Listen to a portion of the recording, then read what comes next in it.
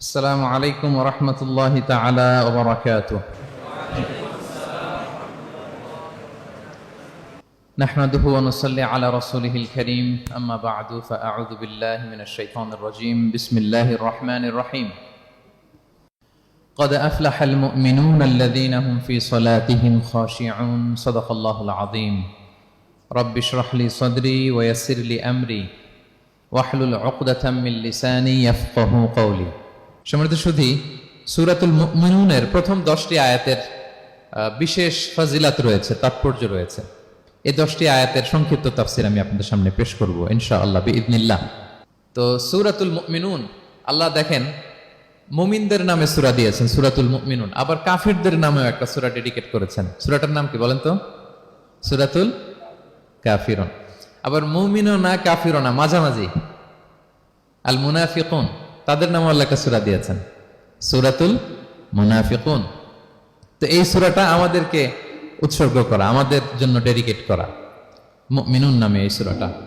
এই সূরাটা নাজিলের একটা প্রেক্ষাপট আছে, যেটাকে আরবিতে শানে নুজুল বলে। ওটা বলেই আমি মূল ব্যাখ্যা বা আলোচনার দিকে চলে যাচ্ছি। সম্মানিত সুধী, রাসূলুল্লাহ সাল্লাল্লাহু আলাইহি ওয়াসাল্লামের কাছে আল্লাহ তাআলা যে কোরআন নাজিল করেছেন, এই কোরআন যেটা লেটেস্ট ভার্সন অফ রেভিলেশনের সর্বশেষ ভার্সন, এটা আল্লাহ তাআলা বিষ্ণু ঈসা ইসলামের কাছে নানাভাবে নাজিল করতেন।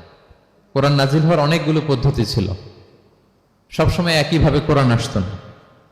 কখনো কখনো কোরআন আসতো মিসলা সলসালাতিল জারাস, আমরা ঘন্টা যখন বাজাই যে বিকট শব্দ হয়, এরকম বিকট আওয়াজে মাঝে মাঝে কোরআন নাজিল হতো।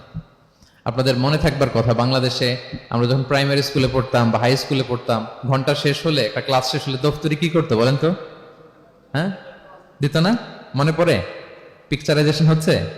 আচ্ছা, প্রচন্ড আওয়াজে ওই বেলের মধ্যে বাড়ি দিত। তখন আমরা বুঝতাম কি একটা ঘন্টা হয়েছে। এক ক্লাস শেষে একটা দিত, দুই ক্লাস শেষে দুইটা, ক্লাস যখন সব শেষ তখন অনেকগুলো দিত, তো বুঝতাম যে ছুটি আমাদের।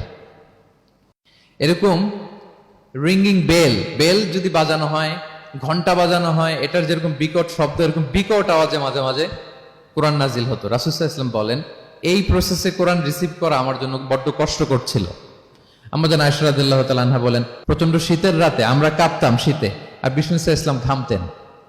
ওয়া ইন্না জাবিনাহু লা ইয়াতাফাসসাদু আরাকান, আমরা শীতে কাঁপতাম, কম্বল জড়িয়ে রাখতাম, আর বিষ্ণুনবীর কপাল বেয়ে ঘাম ঝরতো। সুবহানাল্লাহি বিহামদি। এভাবে তিনি কষ্ট করে কোরআন রিসিভ করেছেন। এটা একটা পদ্ধতি। আরেকটা পদ্ধতি হচ্ছে মিসলা দাবিয়া সাউতিন নাহাল, মৌমাছির ভন ভন শব্দের মতো কোরআন নাজিল হতো। যখন নাজিল হতো, রাসূল সাল্লাল্লাহু আলাইহি ওয়াসাল্লামের মুখের সামনে, চেহারার সামনে মৌমাছি ভন ভন করলে যেরকম সাউন্ড, এরকম একটা সাউন্ড হতো। এটা সাহাবারা কাছাকাছি যারা থাকতেন ওনারা উইটনেস করেছেন অনেকবার। আজকের এই আলোচনাটা এটার সাথে প্রাসঙ্গিক, আমি বলবো আপনাদেরকে। দুইটা পদ্ধতি গেল। আরেকটা পদ্ধতি হচ্ছে মিন ওয়ারাই হিজাব, পর্দার অন্তরাল থেকে সরাসরি আল্লাহ কথা বলতেন, রাসূল সাল্লাল্লাহু আলাইহি ওয়াসাল্লাম শুনতো। এটা কেবল একবারই হয়েছে, মেরাজের রাতে। তারপর মাঝে মাঝে ইউলকা ফি কুলুবি রাসূলিল্লাহ, আল্লাহ রাসূল সাল্লাল্লাহু আলাইহি ওয়াসাল্লামের অন্তঃকরণে আল্লাহ তাআলা ঢেলে দিতেন ওয়াহী। আচ্ছা, আবার কখনো কখনো জিবরাইল আলাইহিস সালাম ওনার মূল আকৃতিতে ওহী নিয়ে আসতেন। ওনার যে বিসূরাতিহিল আসলিয়া, জিবরাইল আলাইহিস সালামের যে মূল সূরাত, এই সূরাতে আসতেন। এই সূরাতে রাসূল সাল্লাল্লাহু আলাইহি ওয়াসাল্লাম জিবরাইল আলাইহিস সালামকে জীবনে দুইবার দেখেছিলেন। একবার ওই যে হেরা গুহার ওখানে দেখেছিলেন, আর একবার সেই সিদরাতুল মুনতাহায় মেরাজের রাতে দেখেছিলেন। 600 পাখা মেলে বিশাল আকৃতি নিয়ে পুরো দিগন্ত বিস্তৃত করে জিবরাইল আলাইহিস সালাম নেমে আসতেন। দুইবার এভাবে রাসূল সাল্লাল্লাহু আলাইহি ওয়াসাল্লাম দেখেছিলেন। এভাবে কোরআন নাজিল হতো। আবার কখনো কখনো রাসূল সাল্লাল্লাহু আলাইহি ওয়াসাল্লাম এই যে হিউম্যান শেপে, মানুষের আকৃতিতে আসতেন, দেখতে মানুষের মতো লাগতো। মানুষের আকৃতিতে জিবরাইল আলাইহিস সালাম এসে কোরআন পৌঁছে দিয়ে যেতেন। বিষ্ণু সাল্লাল্লাহু আলাইহি ওয়াসাল্লাম বলতেন, এই প্রসেসে ওহী রিসিভ করা আমার জন্য সবচেয়ে সহজ ছিল। এটা তো খুব স্বাভাবিক, ন্যাচারাল, যে একজন মানুষ এসে আমার সাথে কথা বললে, মানুষ মানুষের সাথে কথা বলবে, এটা তো খুব ফ্লেক্সিবল হবে, কমফোর্টেবল হবে। বাকি পদ্ধতিগুলো রাসূল সাল্লাল্লাহু আলাইহি ওয়াসাল্লামের জন্য কঠিন ছিল।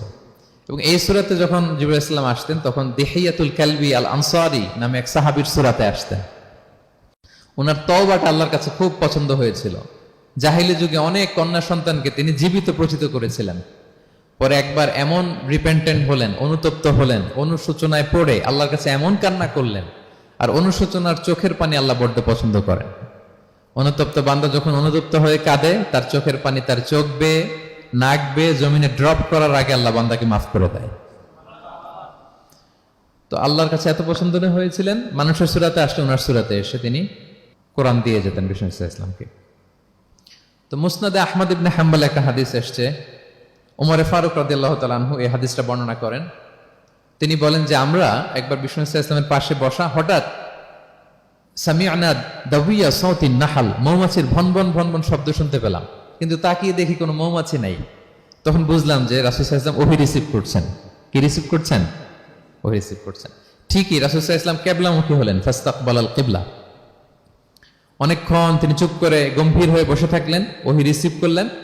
এরপর সাহাবাদের দিকে তাকিয়ে উনি হেসে দিলেন, হেসে বললেন, এইমাত্র সূরাতুল মুমিনুনের প্রথম 10টা আয়াত আমার উপর নাজিল হয়েছে, এবং এই 10টা আয়াতে মুমিনদের 7টা বিশেষ বৈশিষ্ট্যের কথা বলা হয়েছে। মান আকামা হুন্না দাখালাল জান্নাহ, যেই 7টা বৈশিষ্ট্য নিজের মধ্যে ধারণ করবে সে আল্লাহর জান্নাতের ওয়ারিস হয়ে যাবে।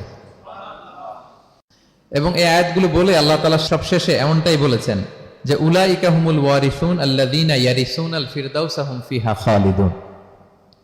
যারা এই 7টা বৈশিষ্ট্য নিজের মধ্যে ধারণ করবে তারা জান্নাতুল ফিরদাউসের ওয়ারিস হয়ে যাবে, উত্তরাধিকার হয়ে যাবে। ওয়ারিস বুঝেন তো না? ওয়ারিস মানে হচ্ছে আপনি বাবার কাছ থেকে ইনহেরিটেন্স হিসেবে যেটা পেলেন।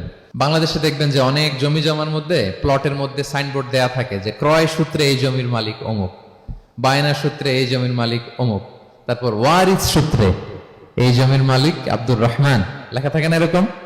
ওয়ারিস সূত্রে মানে এটা উনি কিনে নাই, এটা ওনার কার কাছ থেকে? বাবার কাছ থেকে পেয়েছেন, উত্তরাধিকার সূত্রে পেয়েছেন। তো দেখেন আল্লাহ তাআলা এই শব্দটাই, লিটারালি এই শব্দটাই ব্যবহার করেছেন যে আল্লাযীনা ইয়ারিসুনাল ফিরদাউসা হুম ফিহা খালিদুন। বিশ্বাসীরা যদি এই 7টা গুণ নিজের মধ্যে ধারণ করে তাহলে বাবার সম্পদে সন্তানের যেমনি ভাগ থাকে সে ওয়ারিস হয়, আমার এই উম্মতেরা, আল্লাহর এই বান্দারা জান্নাতুল ফিরদাউসের ওয়ারিস হয়ে যাবে। তো বলেন আমরা জান্নাতুল ফিরদাউসের ওয়ারিস হতে চাই কি চাই না? চাই, সবাই চাই। হ্যাঁ বলেন বলেন, চাই তো? ইনশাআল্লাহ ইনশাআল্লাহ, আল্লাহুম্মা জাআলনা মিনহুম। তো আমরা তাহলে শুনি আল্লাহ তাআলা কি বৈশিষ্ট্যের কথা বললেন যেগুলো ধারণ করলে আমরা জান্নাতুল ফিরদাউসের ওয়ারিস হব। আম্মা জান আয়েশা রাদিয়াল্লাহু তাআলা আনহাকে সাহাবারা জিজ্ঞেস করতেন যে আম্মা জান কাইফা কানা খুলুকু রাসূলিল্লাহ, আল্লাহ রাসূল সাল্লাল্লাহু আলাইহি ওয়াসাল্লামের আচরণ কেমন ছিল? তিনি বলতেন কানা খুলুকুহু আল কুরআন, রাসূল সাল্লাল্লাহু আলাইহি ওয়াসাল্লামের আচরণ ছিল কোরআনের মতো আচরণ। উম্মে সালামা রাদিয়াল্লাহু তাআলা আনহা, আমাদের আরেক আম্মা জান, ওনাকে জিজ্ঞেস করা হলে উনি বলতেন রাসূল সাল্লাল্লাহু আলাইহি ওয়াসাল্লাম যখন রাস্তা দিয়ে হেঁটে যেতেন কাআন্নাল কুরআনা ইয়ামশি আলাল আরদ, মনে হতো লিভিং কোরআনটা রাস্তা দিয়ে হেঁটে যাচ্ছে। তো সাহাবারা যখন আরো ইন ডিটেইল জানতে চাইলেন তখন আম্মা জান আয়েশা বললেন তোমরা সূরা মুমিনুনের প্রথম 10 আয়াত পড়ো, এই 10 আয়াতে যা যা আল্লাহ বলেছেন এটাই ছিল খুলুকু রাসূলিল্লাহ, এটাই ছিল বিশ্বনবীর আচরণ। তো আসুন আমরা দেখি রাসূল সাল্লাল্লাহু আলাইহি ওয়াসাল্লামের আচরণ কেমন ছিল এবং কোন বৈশিষ্ট্যগুলো থাকলে আল্লাহ তাআলা আমাদেরকে জান্নাত দিয়ে ধন্য করবেন। সূরাতুল মুমিনুনটা আল্লাহ তাআলা শুরু করছেন ক্বাদ আফলাহাল মুমিনুন আল্লাযীনা হুম ফি সালাতিহিম খাশিউন, অর্থাৎ সফল হয়েছে তারা, ঈমান এনেছে যারা। প্রথম আয়াতের অর্থ হচ্ছে ক্বাদ আফলাহাল মুমিনুন, বিশ্বাসীরাই সফল হয়েছে। আল্লাহ তাআলা সফলতার মানদণ্ড এখানে ফিক্স করেছেন, ক্রাইটেরিয়া ফিক্স করেছেন ঈমান, বিশ্বাস, যেটা সবচাইতে দামি। সবচাইতে দামি কি? ঈমান, সবার উপরে ঈমান। এজন্য যারা ঈমান এনেছে আল্লাহর উপর, যারা বিশ্বাস স্থাপন করেছে তারাই সফল হয়েছে। তো এই বিশ্বাসীদের কিছু গুণাবলী থাকতে হবে, কিছু ফিচার থাকতে হবে, তবেই তারা জান্নাতের ওয়ারিস হবে। সেগুলো কি আল্লাহ শুরু করছেন। আল্লাহ বললেন প্রথম বৈশিষ্ট্য হচ্ছে আল্লাযীনা হুম ফি সালাতিহিম খাশিউন। 7টা বৈশিষ্ট্যের প্রথমটা বলতেছি, যারা সফল হয়েছে বিশ্বাসীরা, ওই বিশ্বাসীরা যারা তাদের সালাতে বিনয়াবনত থাকে, বিনম্র থাকে। সালাত যখন আদায় করে তারা খুশু খুদুর সাথে সালাত আদায় করে, এটা হচ্ছে প্রথম বৈশিষ্ট্য, বিনয়ের সাথে। খুশু খুদু মানে হচ্ছে অন্তরের একাগ্রতা এবং অঙ্গ প্রত্যঙ্গের একাগ্রতা। খুব সহজে আপনার অন্তরটাও থাকবে, এখানে আল্লাহর ভয় থাকবে, একাগ্র চিত্তে আপনি আল্লাহকে স্মরণ করবেন, আবার অঙ্গ প্রত্যঙ্গগুলো ঠিক থাকবে, এগুলো নড়াচড়া করবে না। আমরা অনেকে সালাতে দাঁড়ালে খুব বেশি নড়াচড়া করি, সালাতে কিন্তু খুব বেশি মুভমেন্ট করা যায় না, এটা নিষেধ। খুব জরুরি প্রয়োজন ছাড়া মুভমেন্ট করা নিষেধ। আল্লাহ বলেন আল্লাযীনা হুম ফি সালাতিহিম খাশিউন, প্রথম বৈশিষ্ট্য হচ্ছে যারা তাদের সালাতে বিনয়াবনত থাকবে, একাগ্র চিত্তে সালাত আদায় করবে। এতটা একাগ্র চিত্তে তারা অন্তরের মধ্যে এই উপলব্ধি ধারণ করবে যে আমি যে ইবাদত করছি এটা আল্লাহ দেখছেন, Allah is watching me, Allah is observing me, আল্লাহ তাআলা সরাসরি দেখছেন। এবং রাসূল সাল্লাল্লাহু আলাইহি ওয়াসাল্লাম এটাই বলেছেন যে আনতা আবুদাল্লাহা কাআন্নাকা তারাহু ফাইন লাম তাকুন তারাহু ফাইন্নাহু ইয়ারাক। এমন ভাবে ইবাদত করো, মনে করো যে তুমি আল্লাহকে দেখছো। আর এটা যদি ভাবতে, এই উপলব্ধি আনতে যদি কষ্ট হয়, তাহলে অন্তত এতটুকু তো ভাবো যে আল্লাহ তোমায় দেখছেন, আল্লাহ আমাকে দেখছেন। এই ভাবনাটা অন্তরে আনা যায় না? চাইলেই আনা যায়। আমরা যেন এই উপলব্ধিটা নিজেদের মধ্যে, রিয়েলাইজেশনটা বিল্ড আপ করার চেষ্টা করি যে আমি যে মুসল্লায় দাঁড়ালাম, এই যে আমি কিয়ামুল লাইল করতেছি, এই যে তারাবিতে আমি বিশ্বকাপ পড়তেছি লম্বা সময় ধরে, আল্লাহ কিন্তু দেখছেন। আমার সিজদা, আমার রুকু, এগুলো আল্লাহ তাআলা সরাসরি কি করছেন? দেখছেন। এই ফিল নিয়ে যদি আপনি সালাতে দাঁড়ান, এটা হচ্ছে খুশু খুদু। সাহাবারা এতটা বিনয়বনত ভাবে একাগ্র চিত্তে নিমগ্ন হয়ে সালাতে প্রবেশ করতেন, মরুভূমির মাঝখানে ওনারা সালাত পড়ার সময় মাঝে মাঝে মরুভূমির পাখি এসে ওনাদের কাঁধে বসে যেত, মাথায় বসে যেত। পাখিগুলো মনে করতো এগুলো হয়তো খেজুর গাছ টাছ কিছু একটা হবে। কি হবে? খেজুর গাছ হয়তো হবে। আবার যখন রুকুতে যেতেন, পাখি উড়াল দিত। তার মানে কি, খুব বিনয়বনত ভাবে, বিনম্র চিত্তে ওনারা সালাত অফার করতেন।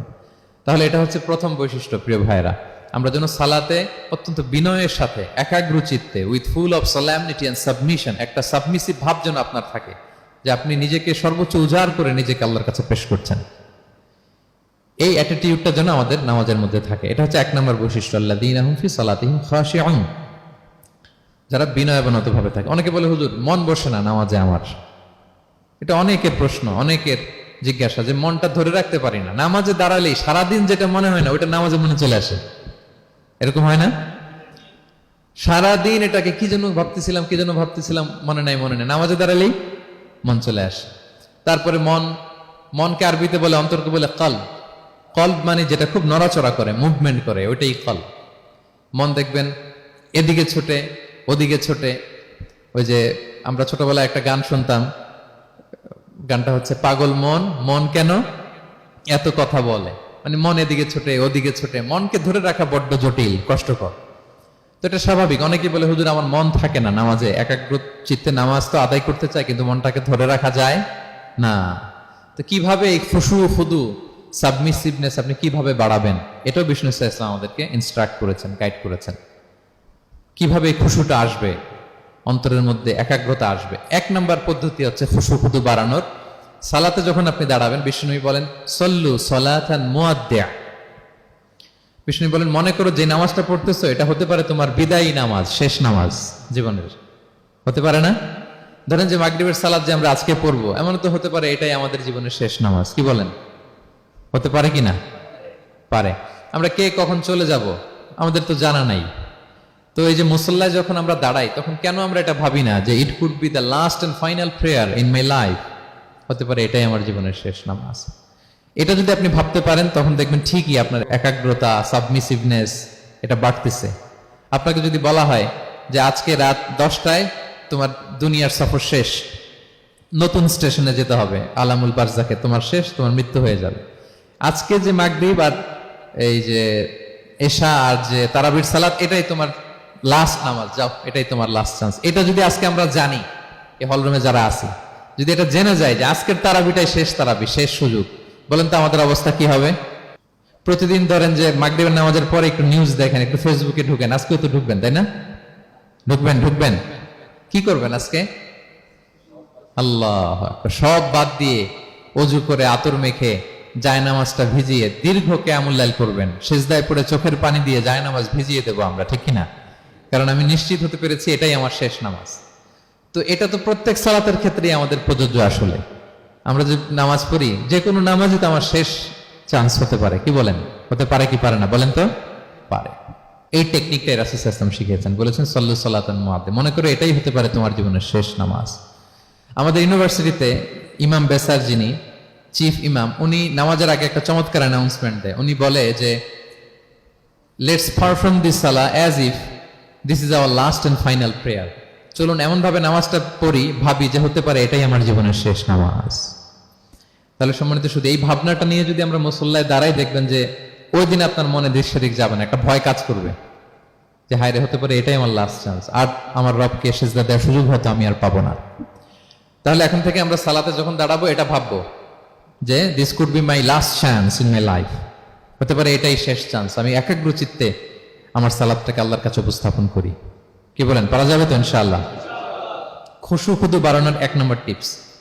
খুশু খুদু বাড়ানোর 2 নম্বর টিপস হচ্ছে তাড়াহুড়ো না করা। আমরা অনেকে তাড়াহুড়ো করি, রুকু থেকে হুট করে দাঁড়িয়ে যাই, তারপরে সোজা হয়ে দাঁড়িয়ে না থেকে তাড়াতাড়ি সেজদায় চলে যাই, 2 সেজদার মাঝখানে ধীরস্থির ভাবে বসার কথা, আমরা না বসেই 2য় সেজদায় চলে যাই। এই প্রবণতা আমাদের অনেকের আছে না?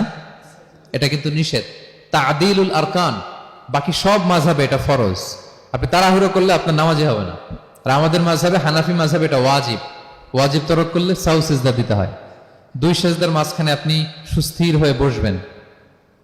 অনেকে দেখা যায় একটা সেজদা দিয়ে মাথা কোন রকম উঠিয়েই আরেক সেজদায় বসেও নাই ঠিক মতো আরামসে, এরকম আছে না? এটা যদি কেউ করে আমাদের মাযহাব অনুযায়ী তার সাউ সিজদা দিতে হবে। তাহলে এরকম তাড়াহুড়ো করা যাবে? আর এখন থেকে তো কি করবেন বলেন? ধীরস্থির ভাবে নামাজ পড়বো। No rushing, no rushing in সালাহ, নো হ্যাস্টিনেস ইন সালাহ।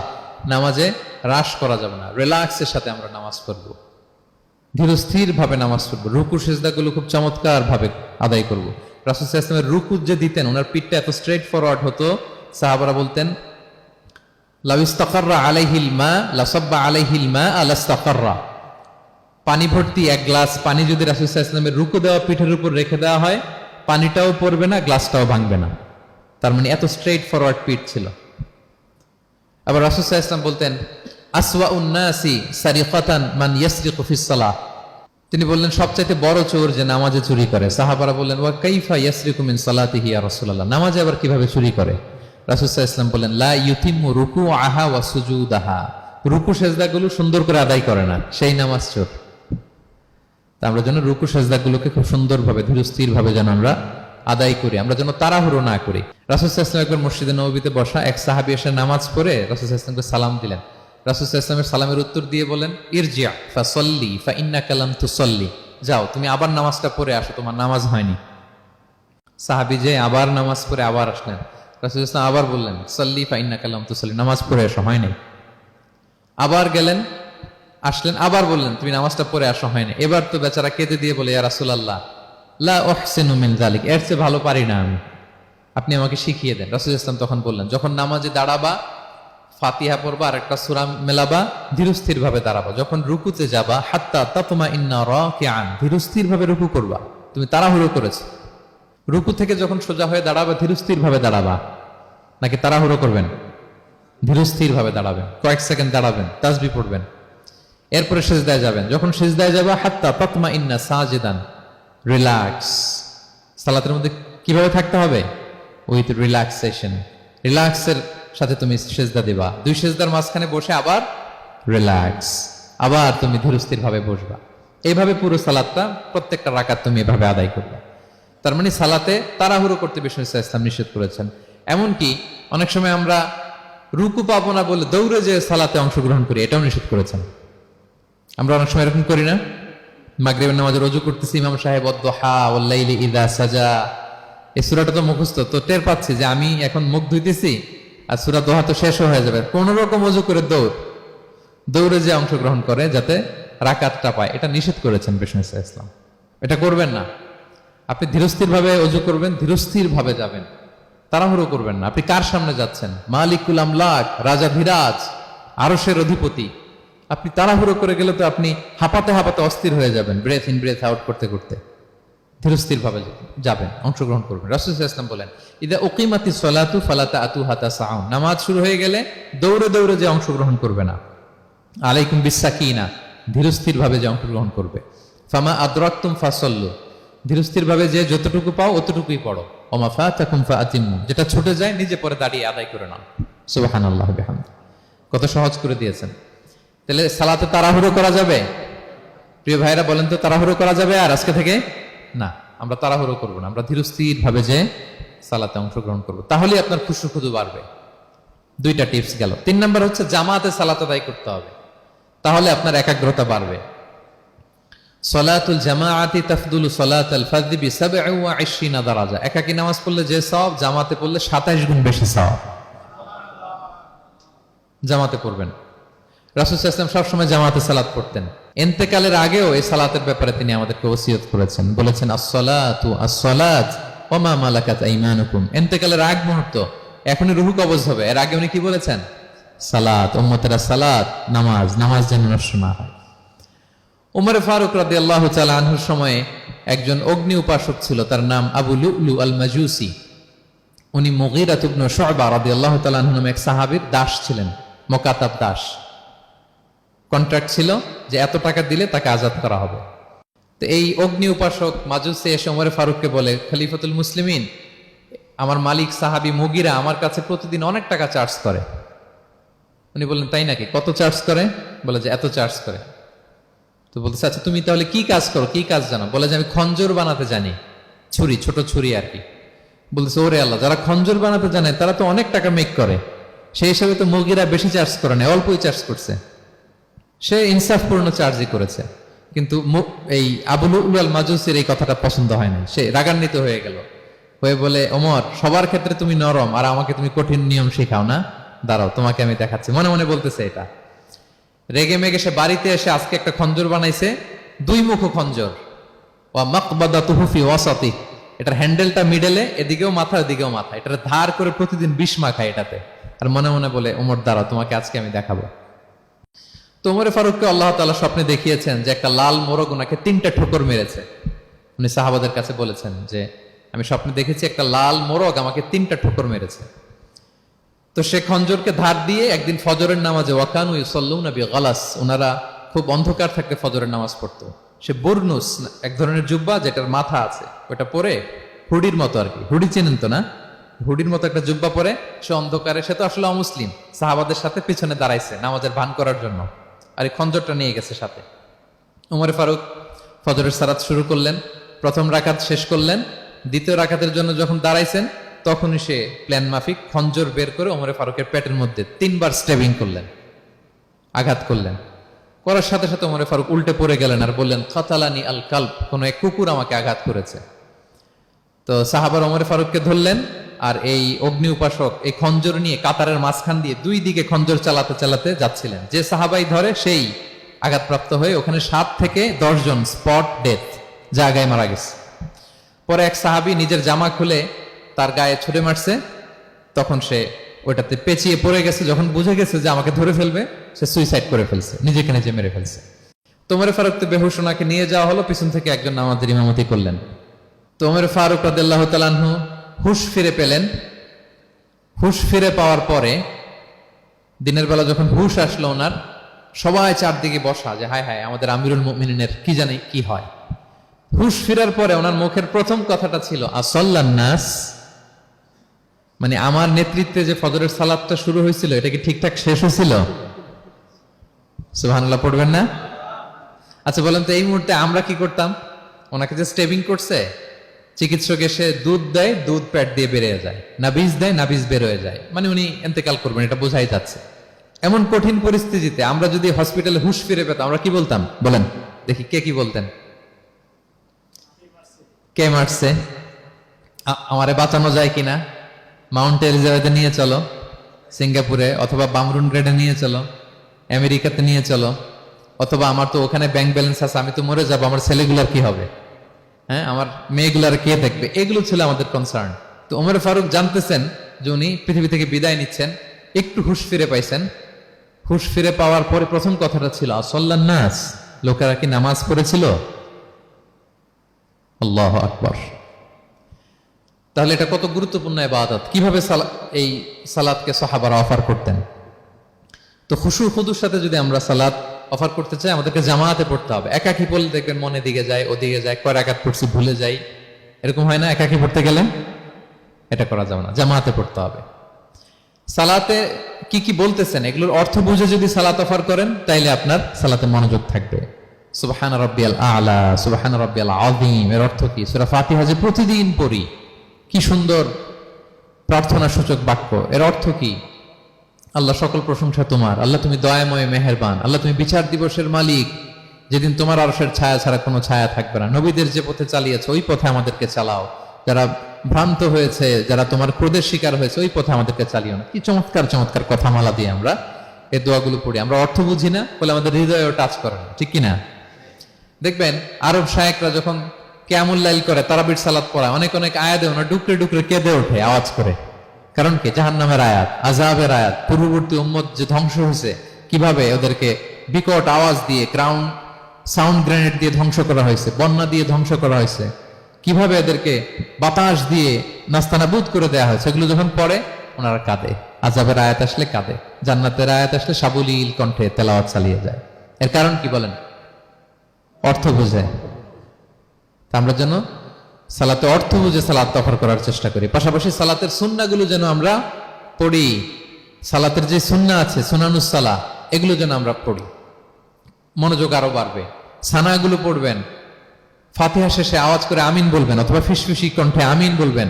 বিষ্ণু ইসলাম বলেন, ইদা আম্মান আল ইমামু ফাআমিনু, ইমাম আমিন বললে তোমরাও আমিন বলো, কারণ এই মাত্র একটা দোয়া করা হয়েছে। সূরা ফাতিহাটা কি? একটা দোয়া। ইদা ওয়াফাকা তা'মিনুকুম তা'মিনাল মালাইকাতি গুফিরা লাহু মা তাকাদ্দামা মিন যামবিহি ওয়া মা তাআখার। রাসূল সাল্লাল্লাহু আলাইহি ওয়াসাল্লাম বলেছেন, ইমাম যখন আমিন বলে তোমরাও তখন আমিন বলো, কারণ তোমরা যখন আমিন বলো ফেরেশতারাও আমিন বলে। আর তোমাদের আমিন আর ফেরেশতাদের আমিন যখন একসাথে হয়ে যায়, তোমাদের পূর্বের সব গুনাহ আল্লাহ মাফ করে দেয়। এটা আমিন বলা সুন্নাহ, বলবেন। নামাজ বাঁধার পরে সুন্নাত নামাজে, নফল নামাজে সানাগুলো পড়বেন। কত চমৎকার অর্থবোধক সানা আছে।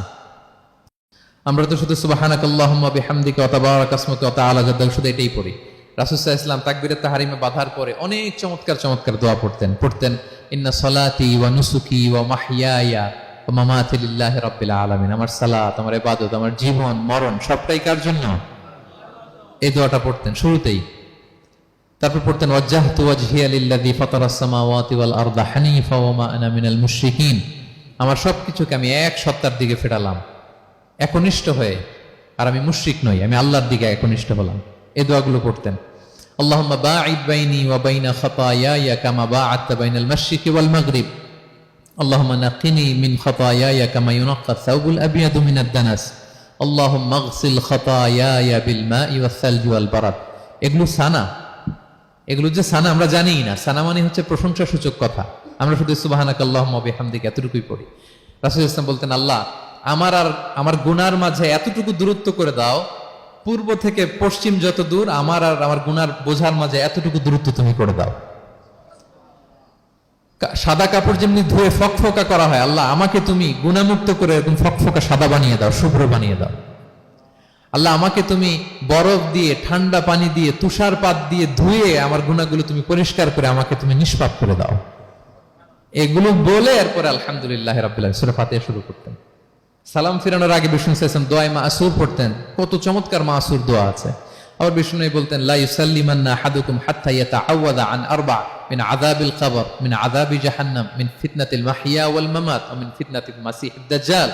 আমার কোন উম্মত যেন সালাম ফিরানোর আগে এই চারটা জিনিস থেকে পানাহ চাওয়া ছাড়া যেন সালাম না ফিরায়। একটা কি? আল্লাহ তুমি জাহান্নামের আযাব থেকে বাঁচাও, আল্লাহ তুমি কবরের আযাব থেকে বাঁচাও, আল্লাহ জীবন মরণের ফিতনা থেকে বাঁচাও, আল্লাহ তুমি দাজ্জালের ফিতনা থেকে বাঁচাও। পড়ে না আমিন? তো এত এঙ্গেজমেন্ট যদি আপনার নামাজে থাকে, আপনার মন এদিক সেদিক যাবে? হ্যাঁ, আপনি অর্থ খেয়াল করতেছেন, আযাবের আয়াত আসলে আপনি অশ্রুসিক্ত হচ্ছেন, আপনি দোয়ায়ে মাসুর পড়ছেন, আপনি সানা পড়ছেন, আপনি দীর্ঘ সময় কিয়ামুল লাইল করতেছেন, আপনার মন এদিক সেদিক ছুটবে? বলেন তো ছুটবে না।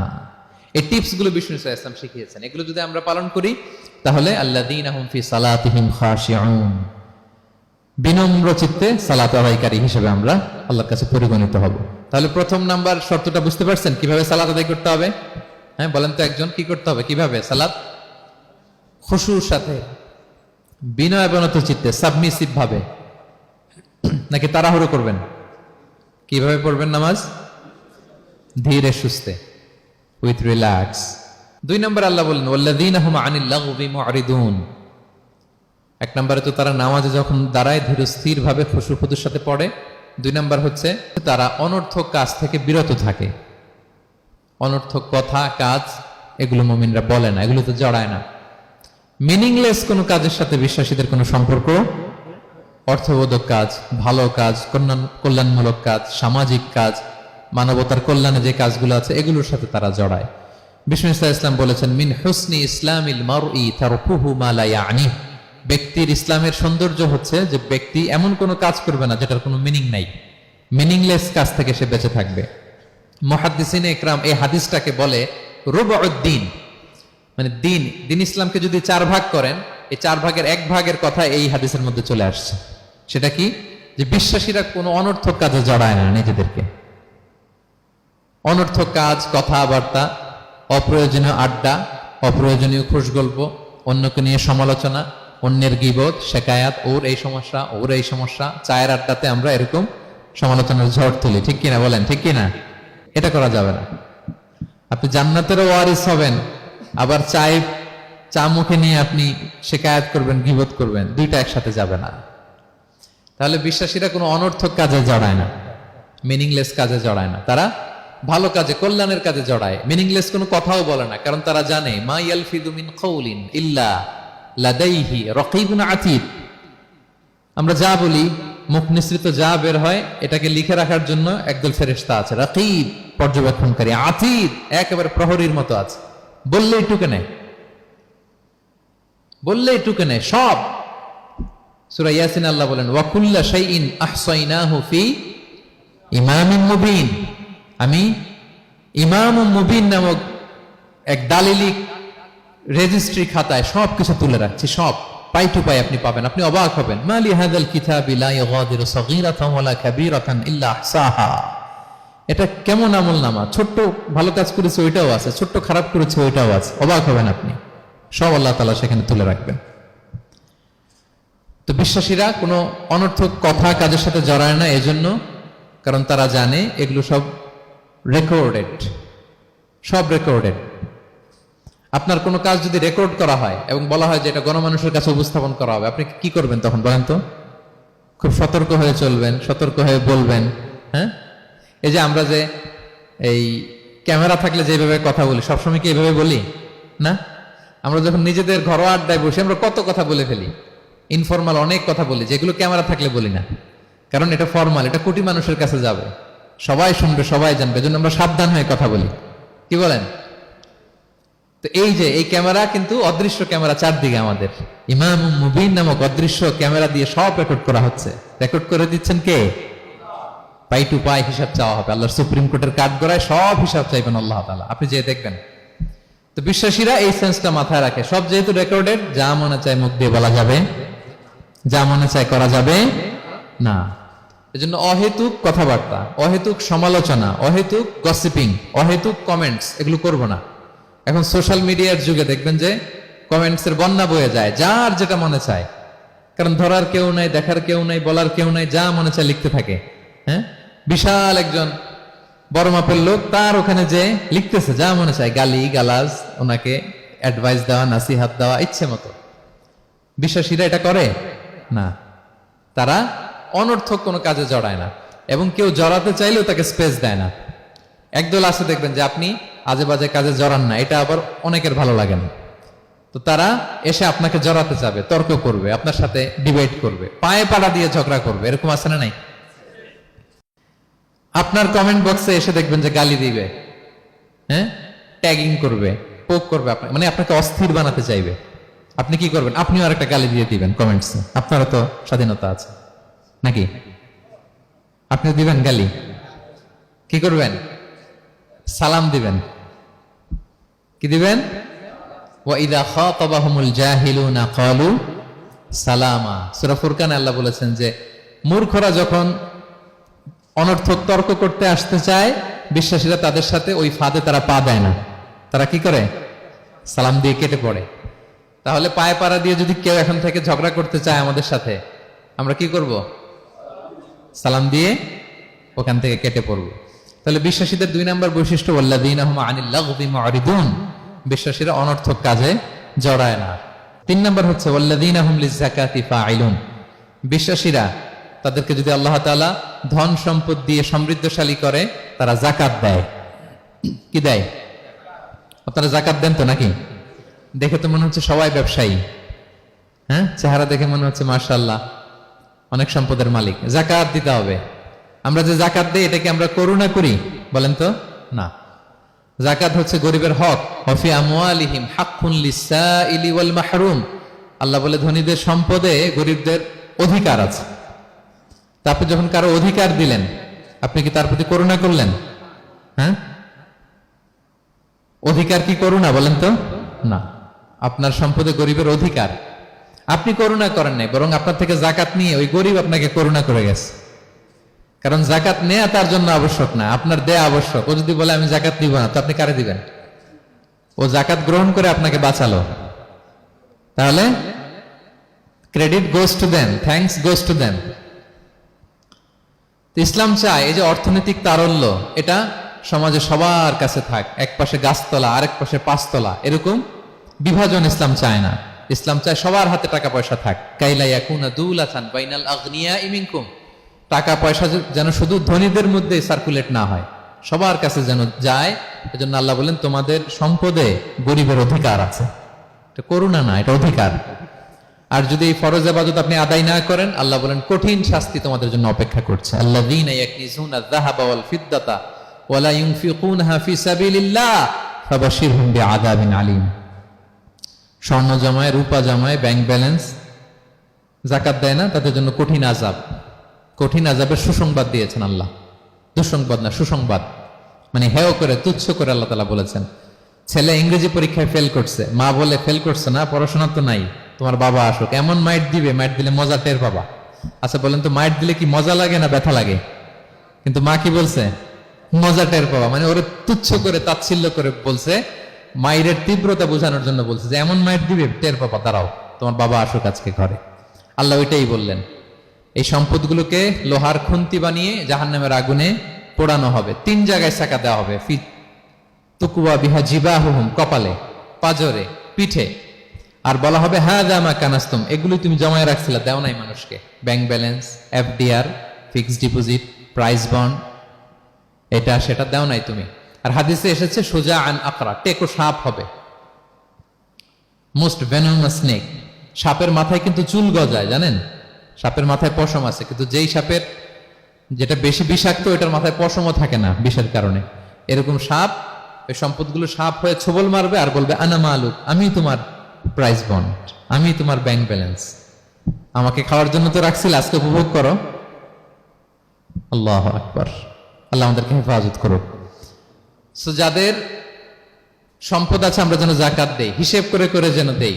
আপনাদের স্ত্রীদের যাদের অর্নামেন্টস, জুয়েলারি আছে, তারা যেন তাদের সম্পদের যাকাত দেয়। 25 গ্রাম যদি সোনা থাকে, বা 595 গ্রাম যদি রূপা থাকে, অথবা এই পরিমাণ সম্পদ থাকে, ভাবিরাও যাকাত দিতে হবে। এটা ইন্ডিভিজুয়াল ইবাদত। আপনার যাকাত আপনার, ভাবির যাকাত ভাবির। আপনি চাইলে টাকা দিয়ে হেল্প করতে পারেন, কিন্তু ওনারও হিসাব করতে হবে, এবং এটা কম্পালসারি, দিতেই হবে, দিতেই হবে। তাহলে ওয়াল্লাযীনা হুম লিয-যাকাতি ফাঈলুন, 4 নাম্বার হচ্ছে তারা যাকাত দেয়। 5 নাম্বার, 6 নাম্বার আল্লাহ এক আয়াতে বলে ফেলেছেন, ওয়াল্লাযীনা হুম লিআমানাতিহিম ওয়া আহদিহিম রাউন। বিশ্বাসীরা আমানতের হেফাজত করে আর কথা দিলে কথা রাখে। 5 নাম্বার হচ্ছে আমানতের খেয়ানত করে না বিশ্বাসীরা, কারণ আমানতের খেয়ানত করে এটা মুনাফিকের আলামত। ইযা তুমিনা খানা, বিষ্ণু বললেন মুনাফিকদের বৈশিষ্ট্য হচ্ছে ওদের কাছে আমানত রাখলে ওটা আর পাওয়া যায় না পরে। এমন লোক আছে না সমাজে, আমানত রাখলে আর পাওয়া যায় না। তারা কি মুমিন না মুনাফিক বলেন তো? ইন্নাল্লাহা ইয়া'মুরুকুম আন তুআদ্দুল আমানাতি ইলা আহলিহা, আল্লাহ বলেছেন যার আমানত তাকে বুঝিয়ে দাও। বিষ্ণু ঈসা ইসলামকে মক্কার লোকেরা 2টা উপাধি দিয়েছিল, এক হচ্ছে আস-সাদিক, 2 হচ্ছে আল আমিন। সাদিক মানে সত্যবাদী। কারা দিয়েছিল? ঘোর শত্রুরা, অপোজিশন পার্টি, তারা উপাধি দিয়েছে। একটা হচ্ছে সাদিক মানে কি, আর একটা হচ্ছে আল আমিন, বিশ্বস্ত। এতটা বিশ্বস্ত যে বিষ্ণু ঈসা ইসলাম মক্কা থেকে মদিনায় যেদিন হিজরত করতে যাবেন, আমানতের জিনিসগুলো উনি আলী রাদিয়াল্লাহু তাআলা আনহুর কাছে রেখে গিয়েছিলেন। এত এত আমানতের সম্পদ ওনার ঘরে ছিল। এই ডিপোজিট বুঝিয়ে দিতে আলী রাদিয়াল্লাহু তাআলা আনহুর টানা 3 দিন সময় লেগেছে, মক্কাবাসীদের আমানত বুঝিয়ে দিতে। সো যার আমানতদারিতা নাই তার ঈমান নাই। বিষ্ণু বলেছেন লা ঈমানা লিমান লা আমানাতা লাহ, যার আমানতদারিতা নাই ওর ঈমানই নাই। এবং আমানত ধ্বংস হয় এটা কিয়ামতের আলামত। ইযা দুইয়াতিল আমানাতু ফান্তাযিরিস সাআ, যখন আমানত নষ্ট হবে তোমরা কিয়ামতের অপেক্ষা করো। এখন বলেন তো আমাদের সমাজে আমানতের কি অবস্থা? খুবই খারাপ। আল্লাহু আকবার। আমানতটা কিন্তু এই যে এই ভাই আমাকে 2000 রিঙ্গিট রেখে বলছে আগামী মাসে এটা আমি নিব, একটু রাখেন, শুধু এটাই আমানত না। আল্লাহ আপনাকে যে পুরো সম্পদ দিয়েছেন এটা আমানত। আপনার ব্যবসা প্রতিষ্ঠান এটা আল্লাহর দেয় আপনার কাছে আমানত। আপনার ছেলে আছে, মেয়ে আছে, স্ত্রী, তারা আল্লাহর দেয়া আমানত আপনার কাছে। আপনার নেম, আপনার ফেম, আপনার পাওয়ার, আপনার নলেজ, এগুলো আল্লাহর দেয়া আমানত। আপনি দেশের প্রধানমন্ত্রী, পুরো দেশটা আপনার কাছে আমানত, ঠিক কিনা? এই আমানতের ব্যাপারে জিজ্ঞেস করা হবে। বিশ্বাসীদের বৈশিষ্ট্য, তারা আমানতকে হেফাজত করে, আমানত রক্ষা করে, আমানতের খেয়ানত তারা কোশ্চিন কালেও করে না। 6 নম্বর হচ্ছে ওয়া আহদিহিম রাউন, বিশ্বাসীরা কথা দিলে কথা রাখে, তারা ওয়াদার খেলাফ করে না। ওয়াদার খেলাফ করাও কিন্তু মুনাফিকের আলামত। ওয়া ইযা ওয়াআদা আখলাফা, ওয়াদা দিলে মুনাফিকরা এটা খেয়ানত করে, তারা কথা দিয়ে কথা রাখে না।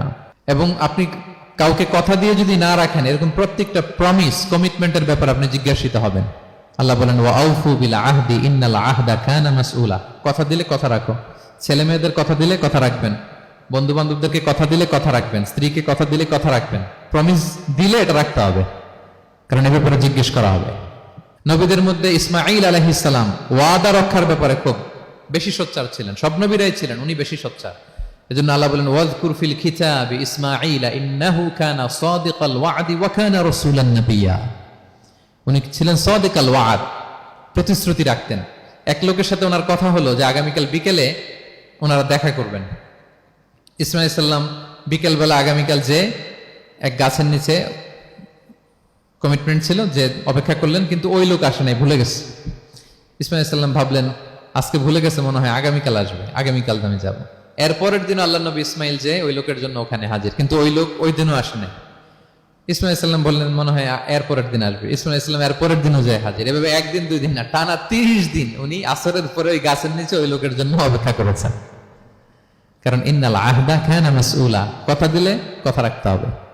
তো এখন আমরা কথা দিয়ে কথা রাখি তো নাকি? রাখেন রাখেন, সবাই বলেন এই চেষ্টা করতে হবে, রাইট? কথা দিলে আমরা যেন কথা রাখি। সব শেষে 7 নম্বর আল্লাহ বললেন ওয়াল্লাযীনা হুম আলা সালাওয়াতিহিম ইউহাফিজুন, বিশ্বাসীরা তাদের সালাত হেফাজত করে। একটু খেয়াল করে দেখেন, 7টা গুণের প্রথমটাও কি নিয়ে? সালাত নিয়ে, আবার শেষটাও। তার মানে কি বোঝা গেল? এটা বেশি গুরুত্বপূর্ণ না কম গুরুত্বপূর্ণ? সব নষ্ট হতে পারে, মুমিনের নামাজ নষ্ট হতে পারে, নামাজকে হেফাজত করতে হবে। হাফিজু আলা সালাওয়াত, আল্লাহ বললেন তোমাদের নামাজগুলোকে তোমরা হেফাজত করো। আগের যুগের উম্মতেরা সিনাগোগে না গেলে ইবাদত করতে পারতো না, চার্চে না গেলে ইবাদত করতে পারতো না, কিন্তু আমরা মসজিদেও নামাজ পড়তে পারি, বাইরেও পড়তে পারি। 5টা বিশেষ বৈশিষ্ট্য আল্লাহ তাআলা বিশ্বনবী সাল্লাল্লাহু আলাইহি ওয়াসাল্লামকে দিয়েছিলেন। এর মধ্যে একটা হচ্ছে জুইলাত লি আল আরদু কুল্লুহা মাসজিদান ওয়া তাহুরা, আল্লাহ আমার জন্য পুরো জমিনটারে মসজিদ বানাই দিয়েছে। পুরো জমিন। আপনি ফ্লাই করতেছেন, বিমানে পড়তে পারবেন। আপনি সাগরে আছেন, জাহাজে পড়তে পারবেন। আপনি বিকেলবেলা মাঠে আছেন, অজু থাকলে আল্লাহু আকবার বলে দাঁড়ায় যাবেন, বন্ধুদেরকে নিয়ে যে কোনো জায়গায় নামাজ পড়া যায়, ঠিক কিনা? এই নামাজ নিয়ে কোনো এক্সকিউজ চলবে না। No excuse will be granted that day. দাঁড়িয়ে পড়তে পারেন না, বসে পড়তে হবে। বসে পারেন না তো শুয়ে পড়তে হবে। শুয়ে পারেন না তো ইশারায় পড়তে হবে। অজুর জন্য পানি নাই তো তায়াম্মুম করে পড়তে হবে, ঠিক কিনা? হাফিজু আলা সালাওয়াত, সালাতের ব্যাপারে সচেষ্ট হও, কারণ এটা প্রথম হিসেব চাইবেন আল্লাহ। আল্লাহ বলেন আউয়ালু মা ইউহাসাবু বিহিল আবদু ইয়াউমাল কিয়ামাতি আস-সালাহ, কিয়ামতের সর্বপ্রথম হিসেব হবে নামাজের। আওয়াজ করে বলেন কিসের? ফা ইন সালাহাত সালাহা সাইরু আমালি, নামাজের হিসেব যদি সহজ হয় সব সহজ, আর নামাজের হিসেব যদি গন্ডগোল হয় পুরো আমল নামায় গন্ডগোল লেগে যাবে। প্রিয় ভাইরা, তাই আমরা যেন সালাতের ব্যাপারে যত্নবান হই, আমরা যেন খুশু খুজুর সাথে সালাত পড়ি, আমরা যেন অনর্থক কথাবার্তা কাজ থেকে যেন বেঁচে থাকি। আল্লাহ যাদেরকে আমাদেরকে সম্পদ দান করেছেন, আমরা যেন ফরজ যাকাতটুকু আদায় করি। আমরা যেন আমানতের ব্যাপারে সাবধান হই, সচেতন হই, আমানতকে যেন রক্ষা করি। আমরা যেন কথা দিলে কথা রাখি, এবং যে কোনো মূল্যে আমরা যেন সালাতকে হেফাজত করি। আমাদের সব মিস হতে পারে। কাজকে আমরা বলবো যে নামাজ আছে, নামাজকে বলা যাবে না আমার কাজ আছে, ঠিক কিনা বলেন? আওয়াজ করে বলেন ঠিক কিনা? কাজকে কি বলবো আমরা? নাকি নামাজকে বলবেন আমার একটু কাজ আছে? না, আমরা যেন সালাতের ব্যাপারে যত্নশীল হই, সচেতন হই। এই যে 7টা গুণের কথা বললাম, যারা এটার উপর আমল করবে, যারা এটা নিজের মধ্যে ধারণ করবে, আল্লাহ বলেন উলাইকা হুমুল ওয়ারিসুন, এরা ওয়ারিস। আল্লাযীনা ইয়ারিসুনাল ফিরদাউসা হুম ফিহা খালিদুন, তারা জান্নাতুল ফিরদাউসের ওয়ারিস হয়ে যাবে। আমরা যেন এই ভালো গুণগুলো, এই বৈশিষ্ট্যগুলো, এই ফিচার্সগুলো যেন নিজেদের মধ্যে আত্মস্থ করতে পারি, এবং জান্নাতুল ফিরদাউসের ওয়ারিস যেন আমরা হতে পারি। আল্লাহ তাআলা আমাদের সবাইকে কথাগুলো বোঝার ও আমল করার তৌফিক দান করুক। হাযা মা ইনদি ওয়াল ইলমু ইনদাল্লাহি আলাইহি তাওয়াক্কালতু ওয়া ইলাইহি উনীব। ওয়াসসালামু আলাইকুম ওয়া রাহমাতুল্লাহি তাআলা ওয়া বারাকাতুহু।